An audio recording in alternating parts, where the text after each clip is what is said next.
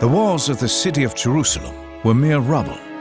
This news made Nehemiah very sad, so Nehemiah began to rebuild. He led the people day in and day out. Enemies attacked, but they overcame. God helped them finish the work in only 52 days. The Jews who had once been in captivity now returned home. Change your world in 52 days. The story of Nehemiah. Well, I'm so glad you guys have gathered together again to discuss how we change the world in 52 days. I heard so many great reports from you all last week about how God is stirring you with a burden. Many of you, you will sit down to cry, you'll kneel down to pray, and you will stand up to act. In the second week of our study based on Nehemiah, we looked at how God raises the leader up in all of us. And my prayer is that you will truly see yourself as a leader. God wants to use you to change the world. You can make a difference on your own, but if you become a leader, you can actually change the world.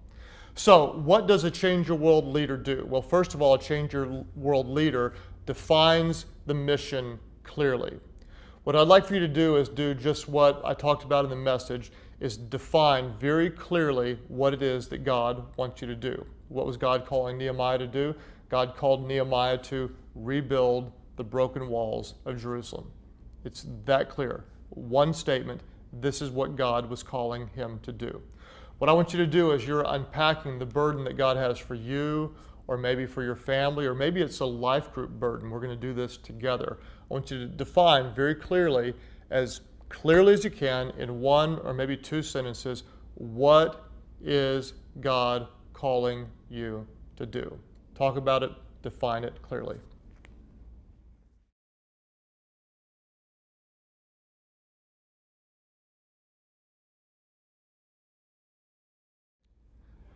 Okay, let's deal with another question. And I know that first one, for some of you, might have been easy, and others, it's challenging. If you can't quite do it yet, you may be in a season of prayer, and that's okay.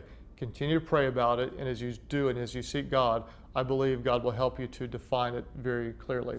The second thing we talked about is what Nehemiah did is he made plans carefully. If you'll remember, when he went to King Artaxerxes, he asked for two specific things. Give me a letter that will help me travel safely, and give me a letter to ask the keeper of the forest for the materials to help rebuild the wall. He had thought it through. Then when he went to Jerusalem, he traveled the 1,000-mile journey, and he went to Jerusalem. He investigated at night and tried to find out firsthand what needed to be done. What was he doing? He was making plans carefully. As we move forward, your big vision, it might seem overwhelming at times, but what will help keep the plan moving forward is to just define clearly what the next step is. What is the next step that you need to do in the plan? And it may be something as simple as read a book, or ask some questions, or do some homework, or do some research, or go set an appointment with someone. But to keep the project moving, to keep the change your world mindset progressing, it's really important to define really clearly what is the next step. So let's do that now. I pray you've been able to define what the mission is. Now define clearly what is the next step.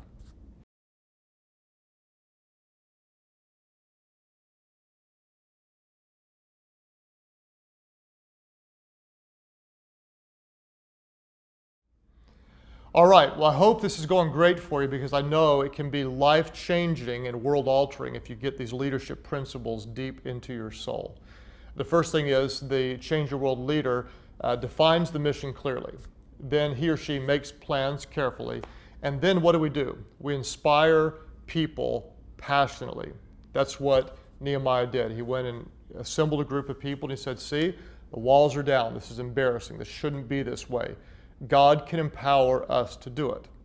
I want you to think for a moment about who would be the necessary people to move this mission forward. You might think about, it might be a specific person or different people. It might be those who would help fund the vision. It might be those who would give advice. You might be able to say, here's the names, or instead you might not know names yet, but you might say, here's the type of people. If you have time, what I'd like for you to do is go around the group and talk about who are the specific people or the types of people that you need.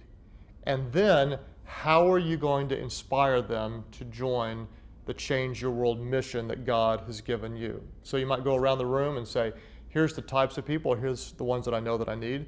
And then maybe take a minute or two and practice and say, here's what's wrong. Let me invite you to join in this mission to change your world. Who do you need? And what are you going to say? Ready, set, go. Change your world.